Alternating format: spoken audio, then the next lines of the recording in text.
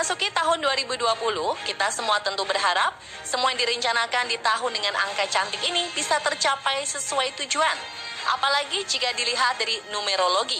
2020 adalah tahun yang spesial karena dianggap membawa energi yang kuat.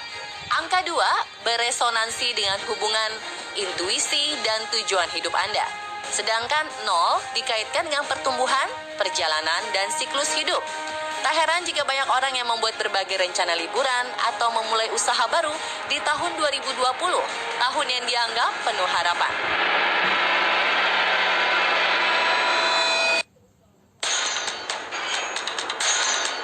Namun setelah menjalani kehidupan dalam hampir setahun ini, harus diakui bahwa 2020 bukanlah tahun yang baik. Ada banyak kejadian di tahun ini yang hampir memporak-porandakan dunia. Yang terburuk dan hingga kini masih dirasakan seluruh umat adalah munculnya pandemi COVID-19. Sejak pertama muncul di Wuhan, China, virus corona menyebar sangat cepat ke hampir seluruh negara di dunia. Tak hanya mempengaruhi pola kehidupan manusia, wabah virus corona juga membuat lumpuh banyak sektor industri dan kesehatan. Akibatnya krisis ekonomi global tak terhindarkan. Banyak negara mengalami resesi, termasuk Indonesia. Namun bukan pandemi virus corona saja. Ada juga beberapa insiden ataupun musibah yang membuat tahun 2020 ini sempat disebut tahun kutukan. Di antaranya, kebakaran besar hutan di Australia dan California, Amerika, kasus rasisme George Floyd, ledakan di Beirut yang mirip bom atom, dan pertikaian antar negara hingga muncul tagar Perang Dunia III.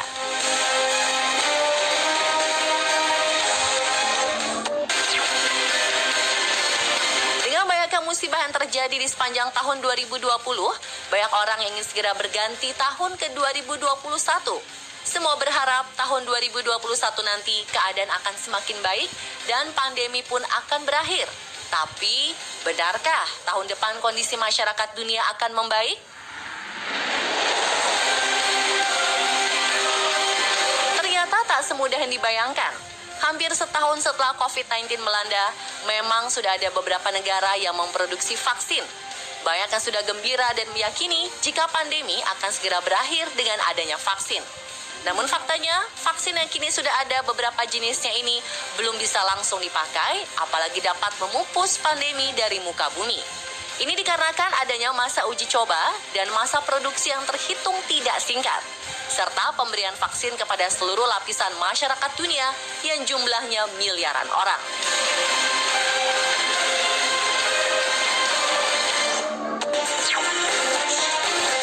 Vaksin masih dalam proses, di sisi lain, virus corona ini terus bermutasi. Sejak ditemukan akhir 2019 lalu, kini virus corona penyebab penyakit COVID-19 diketahui telah bermutasi. Menurut seorang pakar di Rusia, virus ini mampu bermutasi dan telah ada ratusan mutasi berbeda di seluruh dunia. Dan mungkin karena mutasi inilah, pengendalian dan menghentikan pandemi akan jauh lebih sulit. Bahkan menurut pakar epidemiologi, pandemi COVID-19 diprediksi baru bisa dikendalikan pada akhir tahun 2021 atau awal tahun 2022. Tapi pandemi bisa lebih cepat berakhir jika vaksin sudah siap dan masyarakat disiplin dalam menjalani protokol kesehatan, yakni 3M, memakai masker, menjaga jarak, dan mencuci tangan pakai sabun.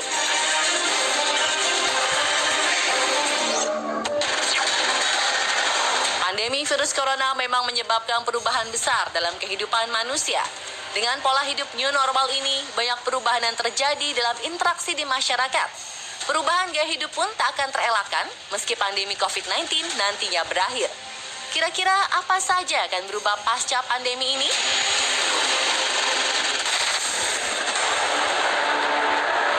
Saat masa pembatasan sosial berskala besar atau lockdown di beberapa negara, masyarakat sangat bergantung pada teknologi. Apalagi dengan adanya anjuran kerja dan belajar dari rumah, membuat orang semakin melek terhadap beberapa platform digital. Tak terkecuali para orang tua siswa yang dipaksa harus bisa memakai gadget karena menyangkut kebutuhan anaknya dalam belajar daring atau pembelajaran jarak jauh. Pemakaian video conference pun menjadi hal yang umum dan akan tetap digunakan bahkan setelah pandemi berakhir.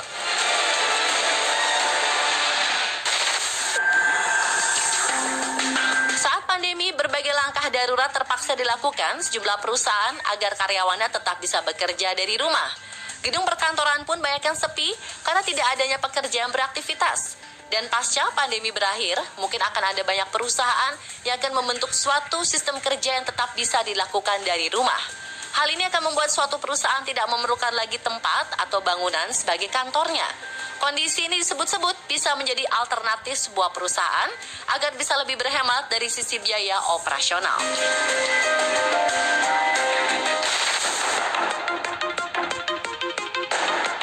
Saat pandemi COVID-19, bioskop dan juga teater dipaksa harus tutup demi mencegah penyebaran virus.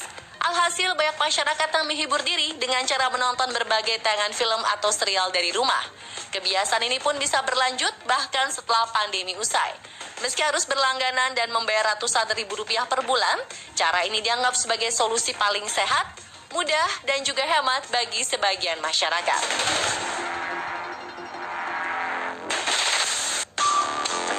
Sejak terjadinya wabah virus corona, industri berbasis event mengalami kelumpuhan di hampir seluruh dunia. Di Indonesia, puluhan ribu event harus dibatalkan sejak Maret 2020. Tapi di tengah kondisi terpuruk ini, banyak dari mereka yang akhirnya beradaptasi dan beralih membuat event digital ataupun daring. Mulai dari konser musik, workshop atau pelatihan, webinar, dan masih banyak lagi. Event-event tersebut menjadi hal yang biasa dan telah mengisi kehidupan masyarakat sepanjang pandemi ini. Bukan tidak mungkin acara secara digital ini juga bisa berlanjut walau pandemi berakhir. Pasalnya event digital ini bisa mencapai masyarakat lebih luas dan tidak membutuhkan biaya besar seperti event offline pada umumnya.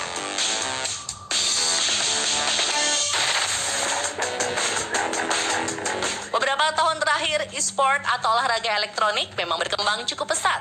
Bahkan saat pandemi seperti sekarang ini, e-sport berinovasi lebih jauh dan menjadi peluang untuk peningkatan perekonomian. Kompetisi antar pemain di seluruh dunia seakan membentuk suatu komunitas dan juga lapangan pekerjaan yang terbuka luas. Karena itulah, pasca pandemi pun e-sport akan menjadi industri yang berkembang. Apalagi didorong oleh adanya pembinaan dan makin banyaknya kompetisi. Tak heran nanti akan muncul semakin banyak atlet atau pro player e-sport.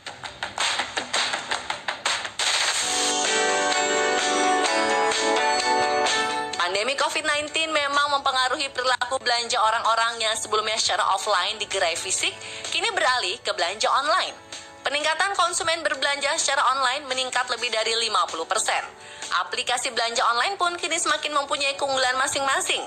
Perilaku belanja secara online bisa dipastikan menjadi kebiasaan masyarakat walau nanti pandemi telah usai. Kemudahan, beragamnya pilihan, serta harga yang kompetitif membuat belanja online tetap menjadi pilihan utama.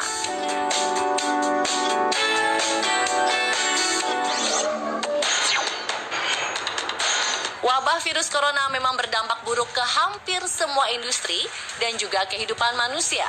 Namun di balik musibah yang telah berlangsung hampir setahun ini, ada hikmah tersembunyi. Yang pertama, berkurangnya emisi karbon sehingga lingkungan menjadi lebih bersih atau istilah kerennya, bumi akhirnya bisa beristirahat. Lalu, kita pun terlatih untuk beradaptasi dan lebih kreatif menghadapi perubahan. Tak hanya itu, dengan kondisi ekonomi seperti sekarang, masyarakat juga seperti diingatkan kembali akan pentingnya menabung dan juga berhemat. Nah, semoga tahun 2021 nanti bisa lebih baik dan roda perekonomian dunia khusus Indonesia bangkit lagi.